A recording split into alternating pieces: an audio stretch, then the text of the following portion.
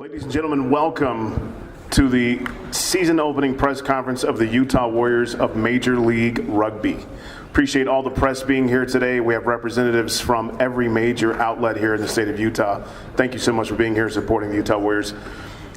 By way of introductions, starting on this side, head coach Alf Daniels, team owner Wade Sherman, Major League Rugby Commissioner Dean Howes, General Manager Kimball Kerr.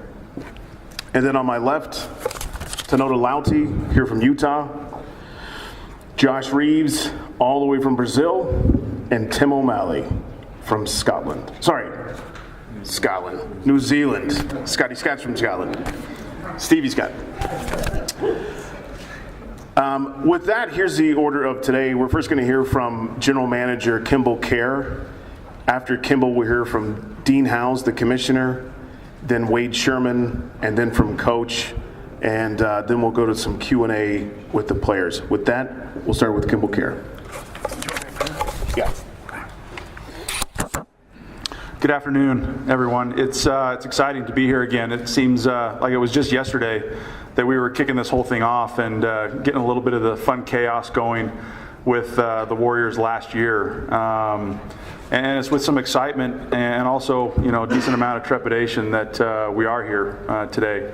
But the exciting news about where we're at with Major League Rugby and particularly with the Utah Warriors is that we're in a year two. I think one of the big things that we kept hearing from people is, well, we'll see. We'll see if you guys can stick around. We'll see if this can get past its first year, because to be honest and frank, there hadn't been a professional competition that had made it past year one in North America.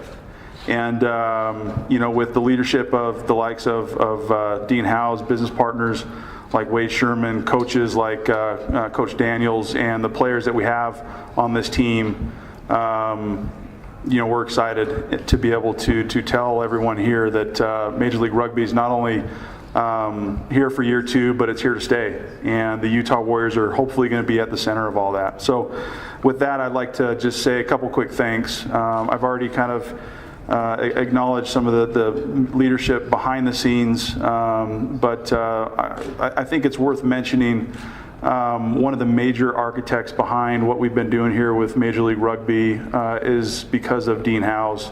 Many of you remember and know him from his time with Real Salt Lake and helping bring that here to Utah. And to be very frank, Major League Rugby wouldn't be here, the Warriors wouldn't be here if it were not for Dean and what he's done. So I just want to quickly acknowledge him and tell him thank you.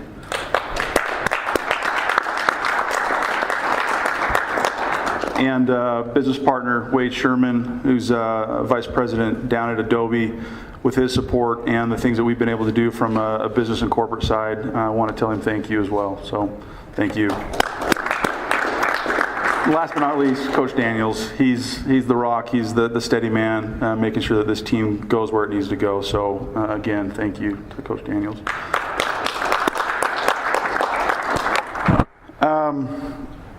Last year, as I mentioned, we set out on this exciting venture with the Warriors, and we didn't really quite know what to expect. We had some interesting times, some good times, some good experiences, and some not so good experiences. But the one thing that we came away from learning last year is that this team is meant for Utah. It is a part of our culture. Rugby is a part of who we are. These players represent a piece of what Utah is. The mantra for this team, behind the scenes, but also, commercially, is "We are Warriors." And we're all going through various different battles and things that we're fighting for, whether it's our family, whether it's our jobs, whether it's academics in school. We're all doing something that we have to fight for and that we believe in. And in that regard, these players represent those ideals. And we hope that the fans, season ticket holders, the community and the press and the media understand that these players are a part of this community. They come from this community, but even more so those that are coming from overseas want to give back and be involved and engaged with what this community is trying to do and how we're trying to build things. So with that, hopefully everyone understands that we are Warriors. We're all united, and together we're trying to make this state a better place through, believe it or not by saying this, but through the sport of rugby. And we strongly believe that. I'll let Dean speak quickly to some of the league things and the exciting things on the horizon, but we're excited about the additions that we've been able to bring on board from coaches. Stevie Scott, who's coming from Scotland, professional career there for many years, but also at the international level coaching at all the top levels. James Semple, who's coming over here to assist us with the backs and also to help develop our community engagement, our academy piece. The junior Warriors are going to be coming out of that. The academy concept is going to be coming out of that, and we're grateful for both these men to be involved to help make us a better team in year 2. The last thing I just want to say is we hope everyone understands what we're trying to do here with the Warriors, is that it's not just a professional team. We want to give back. We want to be engaged with this community, and these players are perfect examples of what we believe is good about Utah, and that they emulate and reflect everything that we're trying to do here in this great state. So with that, we're excited about 2019. We've got a big, tough schedule ahead of us. February 1st can't come soon enough, but we're excited about the team that we've been able to put together. And with that, I'll turn some time over to Commissioner.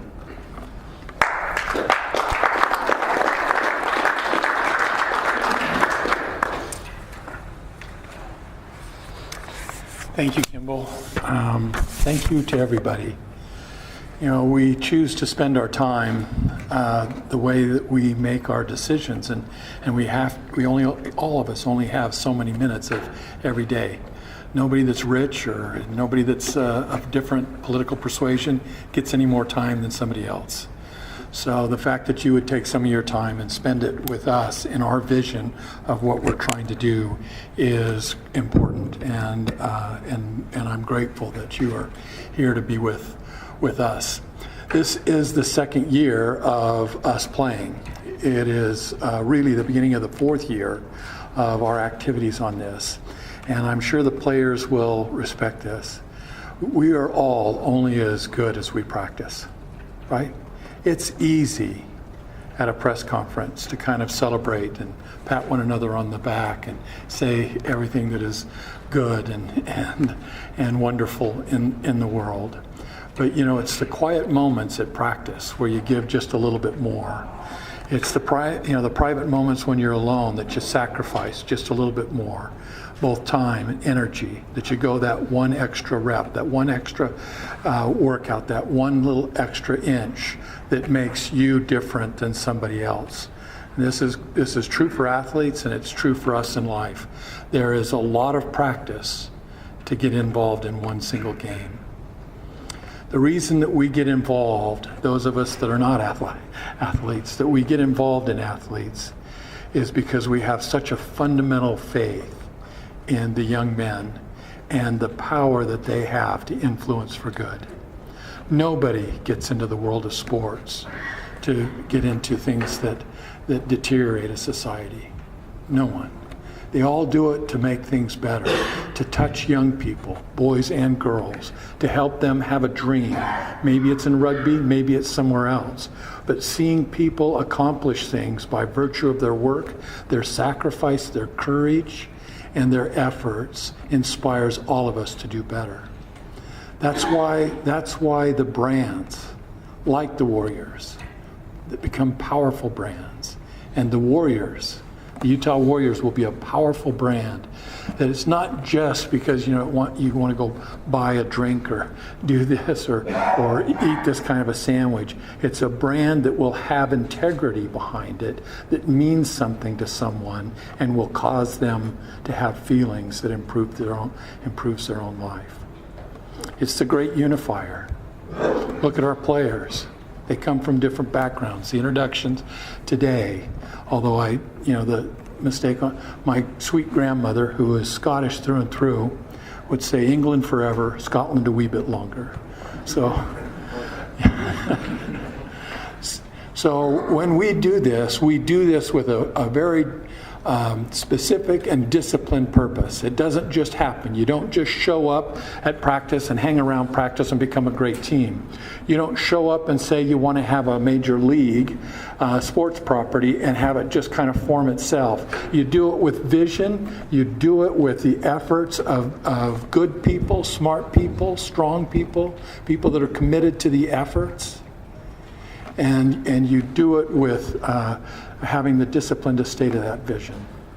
Now, I'm going to give you just a quick overview of what's going on. We are about to start on the 27th this month. We will have our very first Major League Rugby game for the year.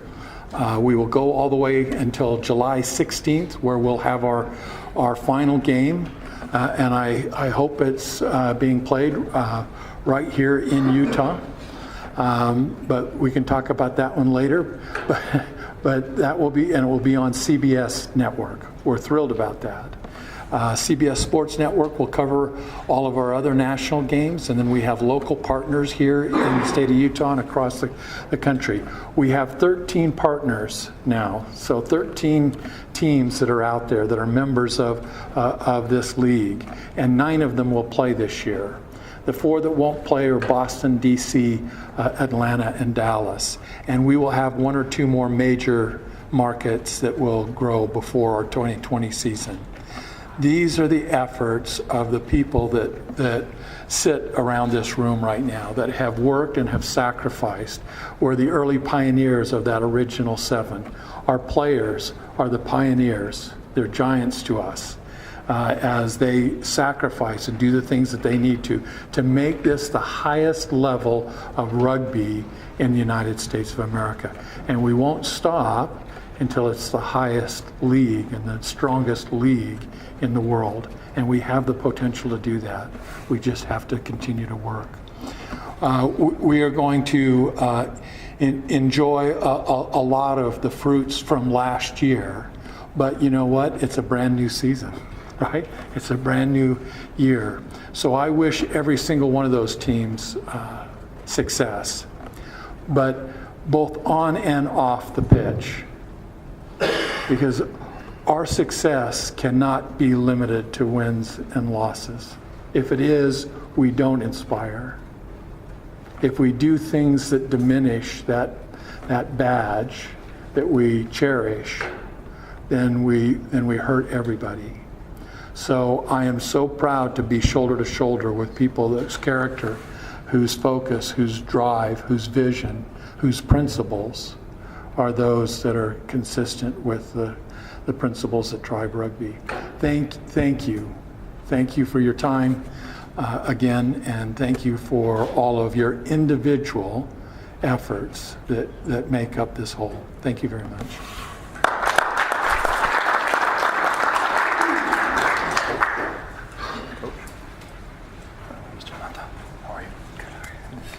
Good afternoon, everybody. Oh, come on, you can do better than that. Good afternoon, everybody. Good afternoon. It's good to be with you today on the precipice of the second season for Major League Rugby. I will keep my remarks very short, as I think the sentiments that were shared by Kimball and by Dean are largely mine as well. However, I will maybe reflect on one thing. Kimball mentioned my day job, which is working for Adobe. I'm the general counsel for Adobe's Digital Experience Business Unit. I came to Adobe through the Omniture acquisition. For those of you who are familiar with Omniture, it was founded right here in the state of Utah, and that acquisition was 9+ years ago.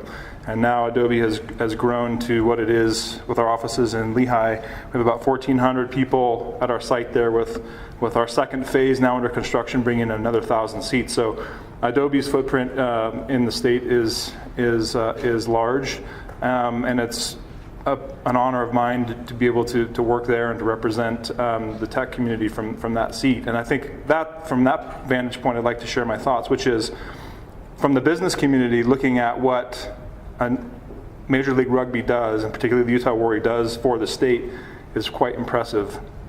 It offers a completely different format for a sport that a lot of people don't know.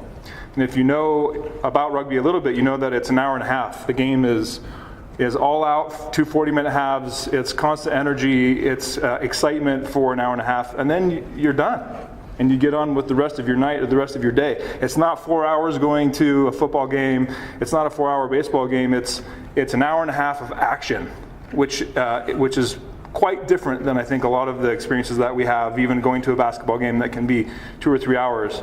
And so to bring that, on one hand, that new format, but also the culture that's been spoken of here, the culture of rugby to the state, which I think is unique as well.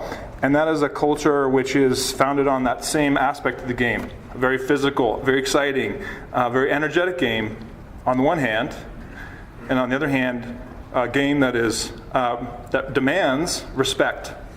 Respect between each other, between teammates, respect across the pitch to your opposing team, and I think that's refreshing from my perspective. It's refreshing in the current state of very highly commercialized sports that are somewhat acrimonious and don't necessarily instill the values of respect. So from the business community, from an employer that has a big footprint in the state, our perspective is this is yet another fantastic thing that we can offer our employees.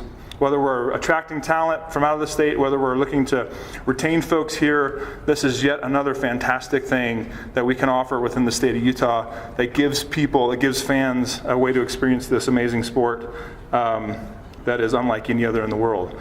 So with that, I will stop talking and we can get on to, are we doing Q&A now, Kimball, or do we, Alf's gonna, Coach Daniels next. So to Coach Daniels, please, come on up.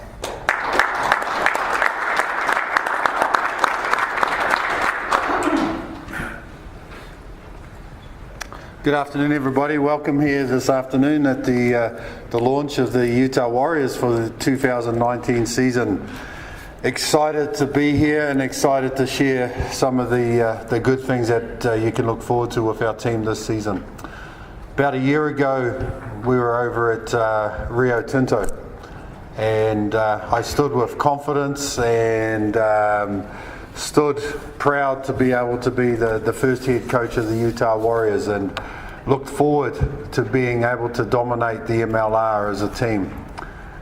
Stand before you today the same person, but a little bit humbled by the experiences that we had throughout our first season and some of the learnings that we had that I think will make a big difference for us this season to become the best MLR team in the championship. We, I guess some of the lessons that we did learn, some of the big lessons that are important, that helped us to make changes to be where we are today. First thing that we needed to do was to have a strong coaching management team, and we've made those changes. We've got, as Kimball said, Stevie Scott from Scotland here with us looking after our forwards, and he brings an edge with him through his playing experience and also his coaching experience. I don't know that the boys actually understand what he's saying to them all the time, but his animation and his passion and his love of the game certainly leaves them in no doubt what he expects of them. And he is a top man, and we're very, very grateful, very blessed to have Stevie with us. In the backs, we've picked up James Semple. James and I worked together for a short time back in New Zealand at Waikato Rugby before I came up here to take the head coach job, and I got to see him operate. And I saw in him, he's just a young guy. He took his boots off a couple of years ago as a young 26-year-old. But I saw in him as he was starting to move from that player to coach, the way that he was able to deliver messages and the way he was able to change, inspire and move players, I saw something in him that I thought was quite special for a young person. And so when the opportunity came to be able to talk to him, it was great, really great to be able to have him come up here and join us, and also to be our academy manager, to work with the young people from 4 or 5 years old right through to 18 to 22, 23, and prepare the next group of warriors.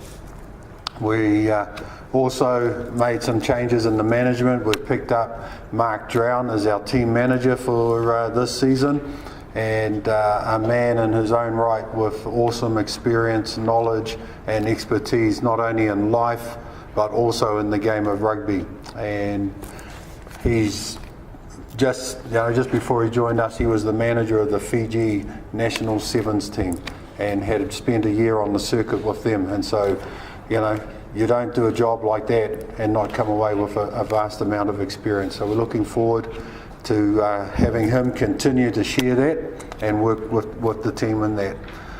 One of the things that all of our fans and wonderful supporters, Utah has the best rugby community support group in the MLR. And I don't just say that because I'm standing in Utah. Doesn't matter where I'll be standing today, I would say that. And our community is fantastic, but they continually reminded us that as a team we needed to be fitter. If we really wanted to be competitive, we needed to be fitter. And so we went out of our way and picked up a guy by the name of Matt Bird. Matt's here with us today. He's our S&C coach, and he's the most hated man on our management team, which means he's doing his job.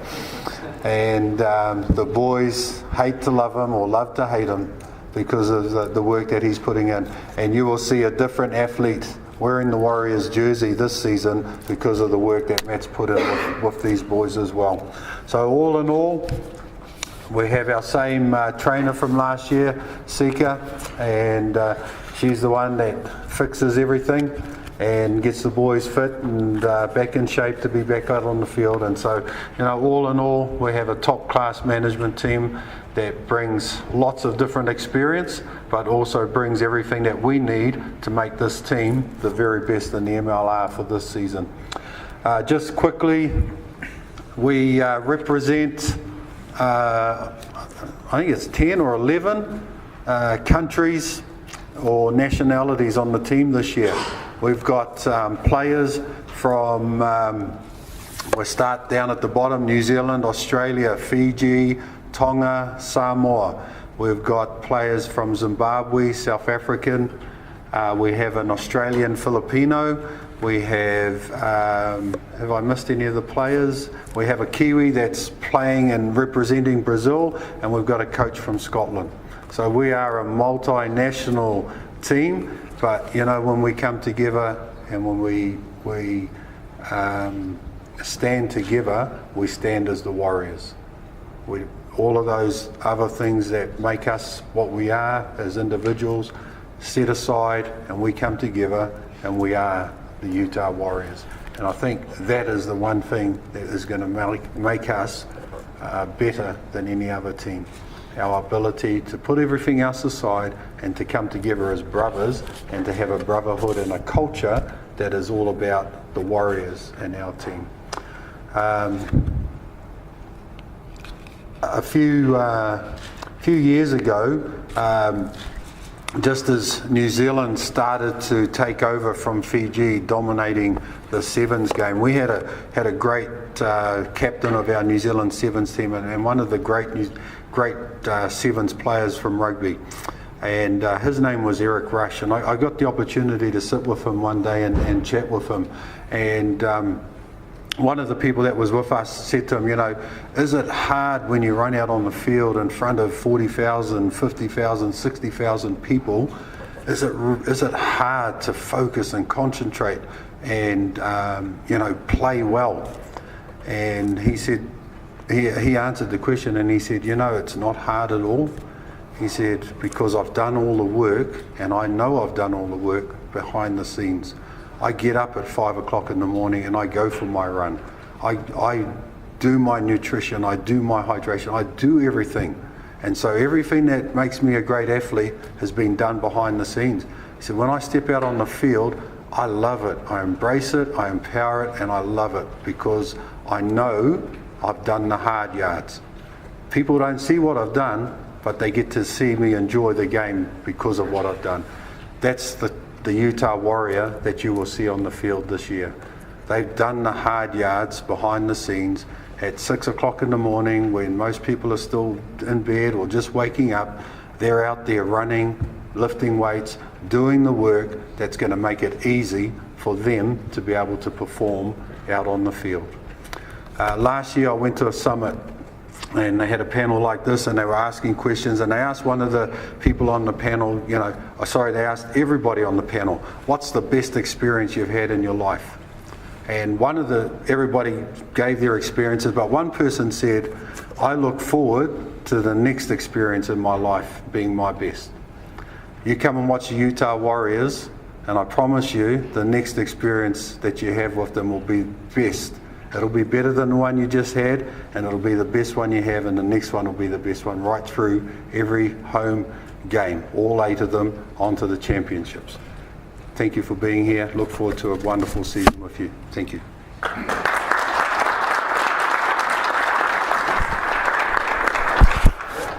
Thank you, Coach.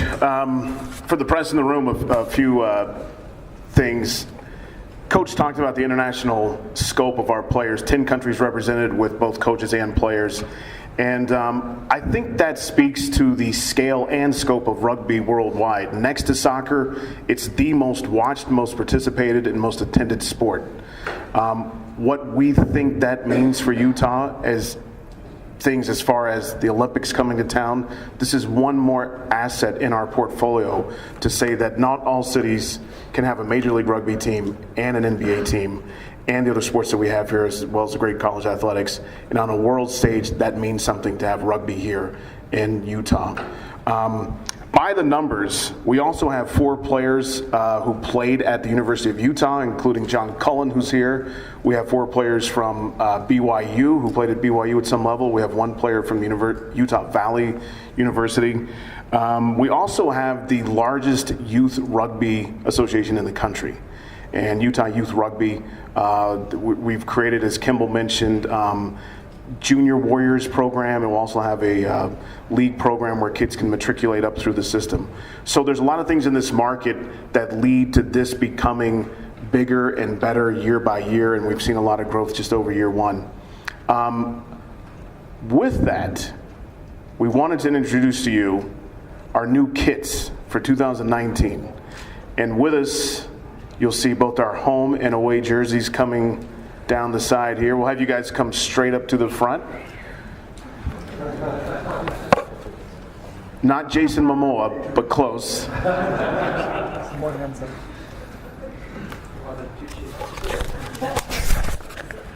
I'm going to step aside for a second and let that all absorb. You guys can come in a little bit closer.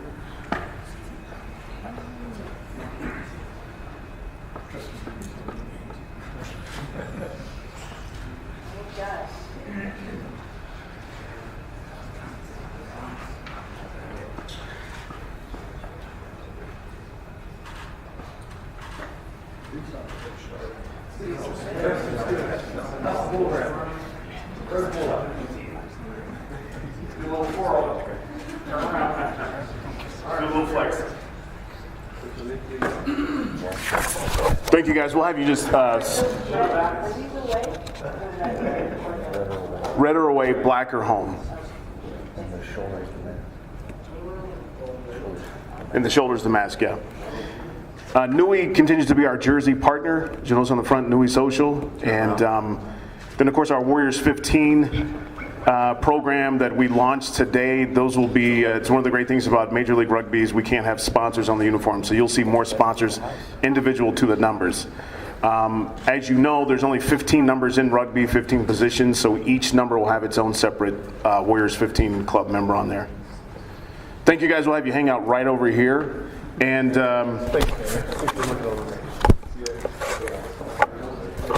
for those of you in the press, we do have the guide that you should have. This is version 1. This will have some updates as we've got more player information and those type of things coming in. And then once we're done here, we will have one-on-one interviews with any of the players, Kimball, Dean Howes, Coach, or Wade will make them available too for individual interviews. With that, we'd like to go to Q&A. We have players here, or you can, any question for Kimball, Dean, Wade, or Coach. Two of our players with us, Josh and Tim, are new. Again, part of the new makeup of the team this year. Tonata, of course, as you know, led the league in try scores last year, so that's a big thing for our team, big thing for Tonata, who's originally from Tonga, but here in Utah. And in addition to that, as you may know, Utah Warriors led the league in scoring last year, so we've got a lot of great things we're coming off of out of the 2018 season into 2019. So with that, we'll open it up to questions and answers. Amy. I would love to know from the players tonight, I guess since you're the only returning player, coaches talk of conditioning and changes in sort of the off-season preparation. Will you speak to that? Like, how's it been? Has it been harder? Do you really hate it? This should work. There we go. And I guess if you could say specifically what's different, what's the most different? I don't hate it. I love it. It's good. It's good work. Matt Bird,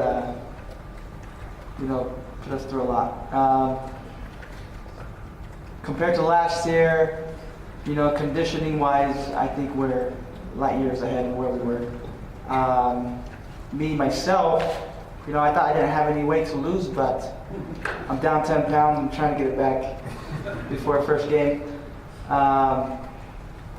And also, our coaches, the new additions to our team, we have a lot of systems and processes that are in place right now that's completely different than what we were doing last year. Everything is coming together. Still have a long way to go, but it's starting to click and it's looking really good. I'm really excited to see what we can do with it. Thanks. Yes. I was going to ask also, just being here today, getting ready for year two, they touched on it. You guys were confident talking to you guys last year that it was going to happen, but actually being here and prepping for another season, what does that mean to get to this point and having another year of pro rugby here?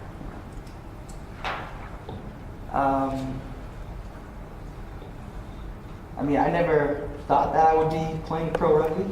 So for me, this is a really big opportunity. And I knew that it would come one day here. And I always thought, man, maybe my kids will play pro rugby. But here I am. And so to have it go second year now, and the growth that we've seen is really exciting. So it's really special. Something to look back to, when I'm older and say, hey, I was part of that. It's really exciting.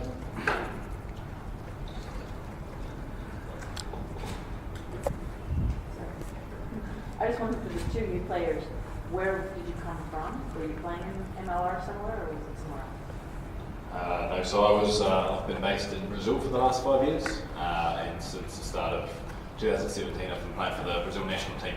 So I'm full-time based in Sao Paulo. My family's there at the moment, and so I'll be up here for the 6 months of the season. So can I ask you why you decided to come here? I've always wanted to basically play rugby at the highest level possible, and the opportunity came up basically, and I couldn't say no. I watched a lot of the rugby last year, the Major League Rugby from Brazil, and I was really impressed with the standard. And when the opportunity came up, I couldn't say no. Certainly in terms of progressing my career as a player, I've played rugby in quite a few places around the world, and always look for that opportunity that's just going to improve my game. So, basically. I've come from New Zealand. I was playing, I have been playing in the Mitre 10 Cup, which is the provincial professional comp back in New Zealand. So I've been playing for the Tasman Mako the last 3 years.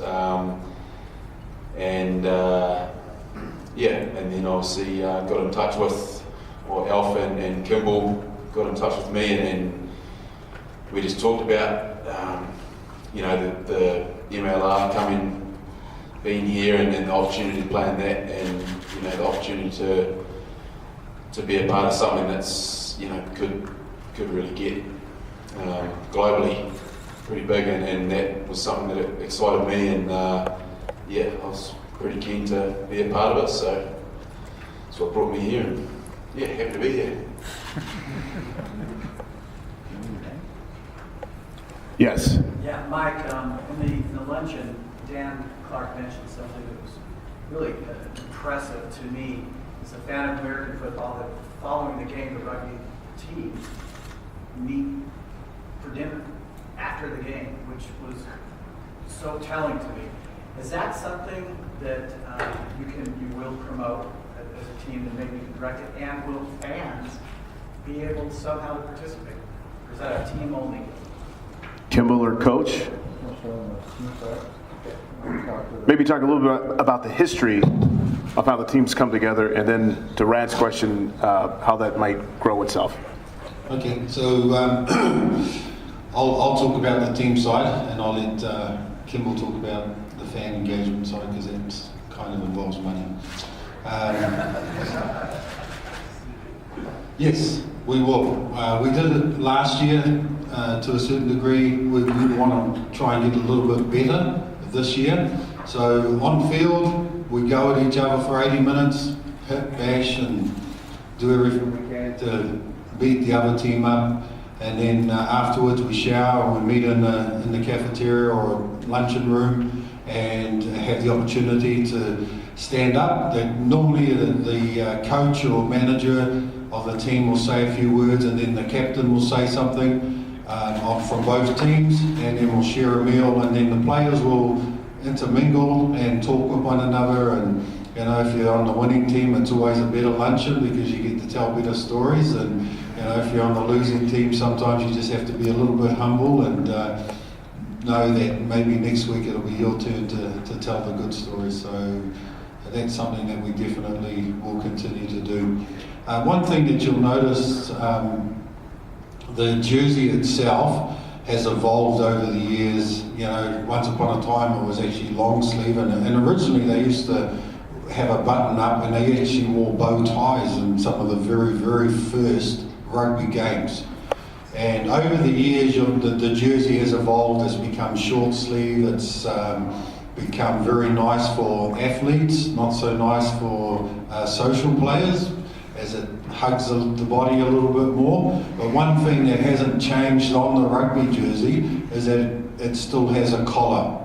And the collar on the jersey reminds us that we go hard at it, but at the end of it, it's a gentleman's game, and that's why we meet afterwards to share and to enjoy socialising with each other. Thank you. Sorry, is that me? You hear me? On you know, the fan engagement side, we would love to have opportunities to be able to intermingle with our fans. You know, the players are generally really good about being able to go and say hello to our fans, and you know, family members. Given the large Polynesian demographic we have here in the state, the family members seem to be pretty large. So we've got a good community that's backing us and supporting us, you know, off the field as well. But eventually, you know, given some of the facility limitations that we have, we kind of have to stick within what's available to us. But you will see fan engagement opportunities like we saw the other night with the scrimmage, where we opened it up to season ticket holders and others to be able to come and socialize and mingle with the team and get to know them. Because at the end of the day, our fans, our supporters are just as much part of this team and this family as anything.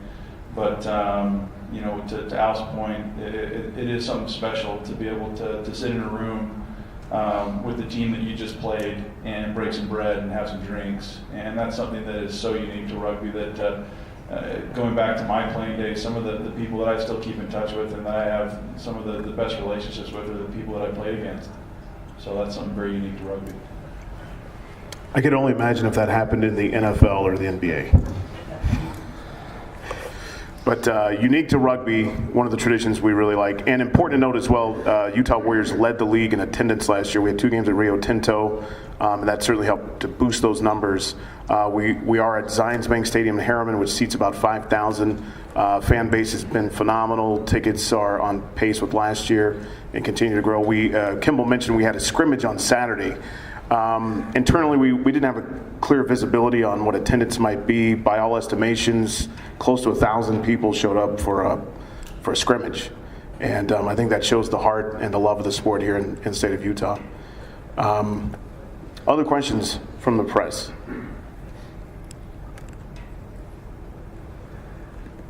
I'll ask Sean's question. I'll take Sean's. Sean, I know you got a question. What was Sean's question? Just what the locker room is like, with all the different nationalities and different experiences people bring. Could you just give us some flavor of what that's like? Kind of from the culture, from the team perspective, yeah. I guess I was there in the locker room last year. Locker room, I mean, yeah, we all come from different places, but, you know, once we get it, it's game day and we get in that locker room, everyone's in the same mindset.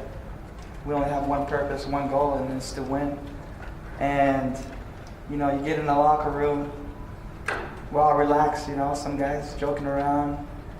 But then right when it comes down time to start, you know, you feel it, you know, everyone's getting serious. It's game time.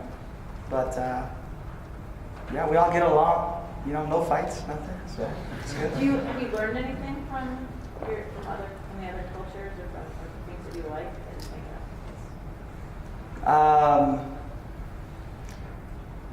Yeah, I guess, yeah, there's a lot to learn.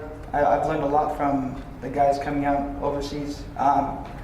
Just playing here is the only place I've played was here in Utah, locally here, and played at University of Utah. But, you know, for me it was, you know, I love the game. You know, I like the competition and compete.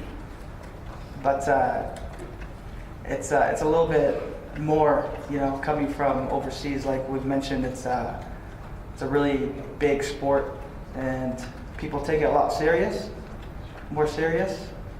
And so having those other players from coming across the seas to play with us, you know, they bring a different meaning to the game, and it's really helped elevate my game, and it's been great. I think not just for me, but for everybody else around. So. And Coach, you mentioned you've mentioned a couple times this point in time based on last year, comparable to last year. You guys are way ahead of the curve as far as culture and as far as training goes. You want to speak to that just a little bit? Yeah, like I mentioned, yeah, at the end of last season we sat down and had reviews of all of the players, and each of them had an opportunity to come in and just talk one-on-one with me. And there was some common trends that came from those interviews with the players. And one of those trends was, you know, our fitness, our conditioning wasn't up to standard, and probably cost us a few of our games. So this year we looked really hard to try and find somebody that we thought could give us the conditioning that we needed to be able to be competitive on the field, and had a lunch meeting with Matt and a couple of people, and pretty much clicked straight away. Matt actually was part of the original Warriors team that started up a few years ago and had a season, and so he had understood a little bit about rugby and about what's needed to be at the top level. And so having him come in, as you know, we've done more kind of 150s in 1 week than we did in the whole season last year type thing. You know, just the type of training that we've been doing and the conditioning we've been doing, and he just continues to push the boys. And you know, like I say, they hate what he does and what he gives them, but they love it. And as a result of it, you know, we're a much better conditioned team this season. I think with the other two coaches here, and being able to share the workload of coaching, you know, I tell people that, you know, we played in a semi-final championship game at the end of the season, and I think the structure and the shape that we showed in our scrimmage on Saturday night just gone was far superior to the structure that we had in that semi-final game. So for me, that's very, very exciting. I think, speaking to the training, Franco was in an interview with us recently, and I think he said it best. Given the physicality of the sport, being in shape takes on a whole new dynamic versus some other sports. But Franco said, the more we sweat together, the less we bleed together. And I thought that was a good way to kind of encapsulate what the training means and having the guys all paired up and equally yoked out there. Sean, you were about to ask something. Yeah, this might be for me, but I don't know, Kendall or Wayne, like, and I don't know how they want to do that. But when you look at kind of the active growth in this league, 2 more teams coming in this year, you mentioned 4 teams, at least 4 teams coming in next year, possibly a few more. Are these all, people that are coming to you guys wanting to be a part of the league? And what does that kind of mean to see people sort of lining up to sign up, I guess, right now? It means a couple of things, because at this point they have to come to us and then they have to qualify. And the bar to qualify, just like with the athletes, increases year over year. So, the 4 that I mentioned for 2020 that are for sure are actually already members. Major League Rugby is set up as a single entity. So you don't have a franchise, you have a membership in a single LLC. And all the players under contract with the league. And so we have 13 members, but only 9 of them will be playing this year. The 2 that didn't play last year are New York and Toronto. So that shows you a little bit too that we now have our first Canadian team. So it shows you our reach there. And I'll add one additional comment from something that was said earlier. This is really all about relevance, right? It's all about how relevant we are in the world of sports and entertainment. So sports, how relevant are we compared to the other teams here in this marketplace? And Utah does a wonderful job of that, just because of its history, just because of its culture. Rugby is relevant in Utah as a sport. To the casual sports fan, we need to convert them. To those that are just coming for entertainment, because this is a sport that optically is like no other, I think. And I'm a guy that comes from the background of all the other sports. So, this is a great media sport, and that's what's converting these people to. People see this and say, you know what, this translates well on the field, in person. It translates equally well on TV. And there's a lot of big sports that's not true. So our relevance internationally is probably the one thing that has surprised me. Everybody wants to be in the United States, if you're in a professional league, because they think the rivers run with gold. They don't realize they're also lined with a lot of miners. So you've got to elbow your way to the river. But everybody wants to be. Everybody wants to be set up in a commercial model that can be successful. Because for us to grow, to continue to get elite athletes in this sport, to continue to appeal to young people who are making decisions on staying with sport A or sport B, we need to be commercially successful. And the opportunities here in the United States are so much greater there. The disciplines, the structures economically. So we have I had a call this morning with the Scottish Union. We're in talks to have a relationship with LNR, the top 14, the French league. We're in discussions almost all over the world with people that just simply want to come in and both help us and learn from us on the business side. And so I can't really underscore that enough to say rugby is a huge sport internationally. It's still growing here, but one of the things that's drawing it is the fact that we have this internationally it is so good. And I think we'll make the international game better, and I think we'll make the domestic game better. I don't have anything to add to that. Yeah, as Kimball said, Dean has been has really had the vision and been instrumental in bringing Major League Rugby to fruition. We're certainly proud to say that this is the only professional sports league, conference, commission of any sort headquartered in the state of Utah. Big Sky Conference is headquartered in Ogden, U.S. Ski and Snowboard Associations in Park City, of course.